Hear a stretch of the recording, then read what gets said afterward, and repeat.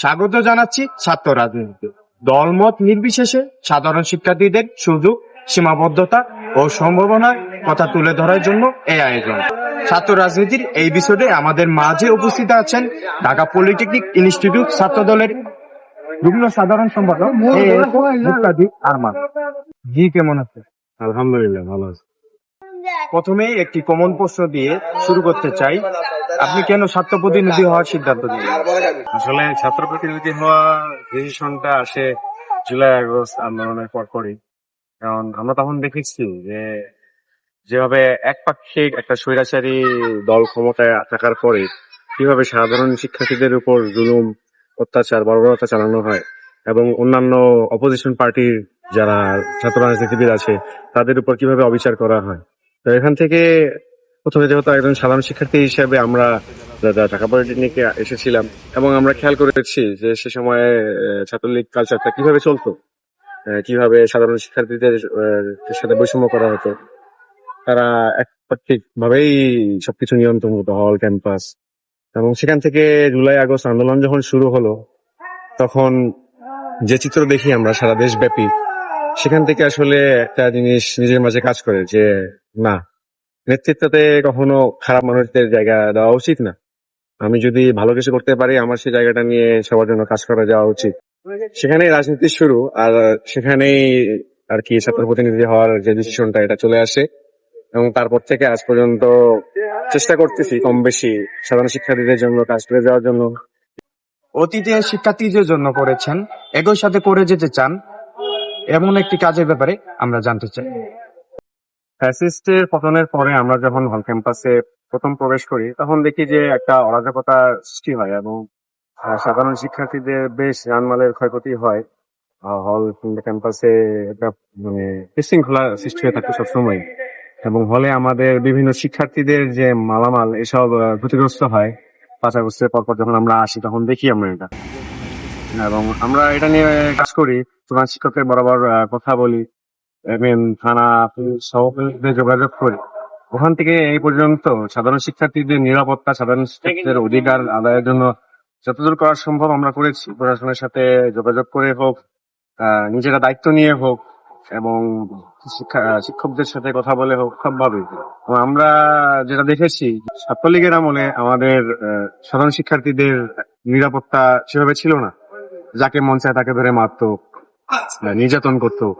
তো এই জিনিসগুলা কখনো যেন পুনরাবৃত্তি না হয় এবং এই যে আমাদের যে আন্দোলনকালীন সময়ে যারা ছাত্রলীগের হল ক্যাম্পাসে ছিল তারা যে বিভিন্ন জনের জিনিসপাতি, দামি জিনিসপত্র, আমার যেমন নিজের পিসি চুরি গিয়েছে হল থেকে, তো এরকম যাদের ক্ষতি হয় তাদের যেই ক্ষতিপূরণ বা ক্ষতিপূরণ দেওয়া সম্ভব না এই জিনিসটা আসলে, কিন্তু এই ধরনের পরিস্থিতি বা পরিবেশ যেটা তো কখনোই সৃষ্টি না হয় পুনরায়, সেজন্য কাজ করে যাচ্ছি। ইনশাল্লাহ আমাদের প্রথম অঙ্গীকারই হবে, যেহেতু আমাদের ছাত্রদল আমরা সন্ত্রাসকে প্রশ্রয় দেই না বা ক্যাডারগিরি এসবের প্রশ্রয় দেই না। আমরা চেষ্টা করবো সর্বদা যাতে কখনো সাধারণ শিক্ষার্থীরা নির্যাতনের শিকার না হয়, অধিকারচ্যুত না হয়।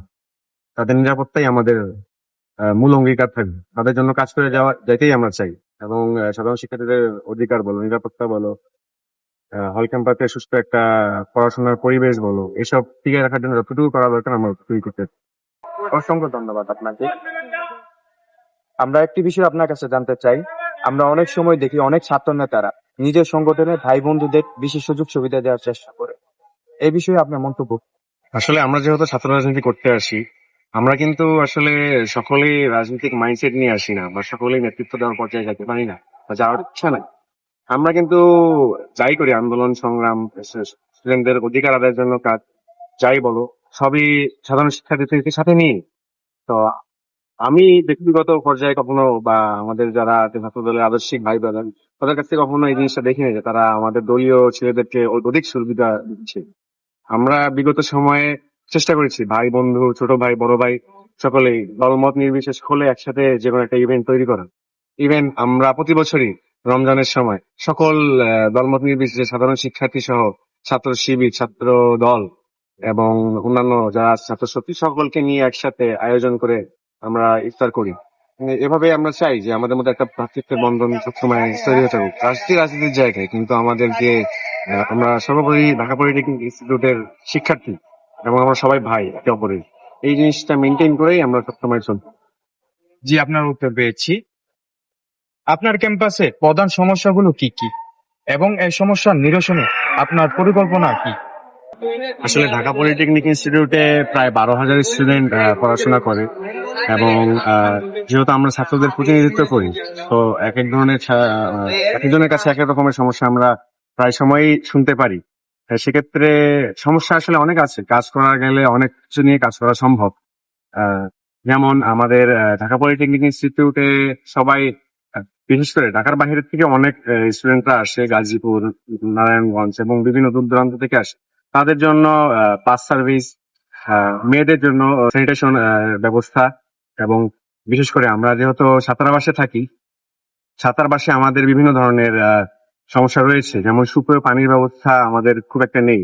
আমাদের নিচতলায় শুধুমাত্র পানির ব্যবস্থা আছে, কিন্তু আমাদের চারতলা, এবং এখান থেকে প্রতিবার উঠে নামা করে পানি সংগ্রহ করা আসলে একটু হেক্টিক বিষয়টা। আরো সমস্যা হচ্ছে যে আমাদের ছাত্রাবাসে ডাইনিং এর যে ব্যবস্থা, ডাইনিং এর আসলে খাবারের মান খুব একটা ভালো নয়, এবং আমাদের যে ডাইনিং এর যে টাকাটা নির্ধারণ করে তা খুবই নিম্ন, এবং এটা নিয়ে আসলে ভালো কিছু করা সম্ভব না।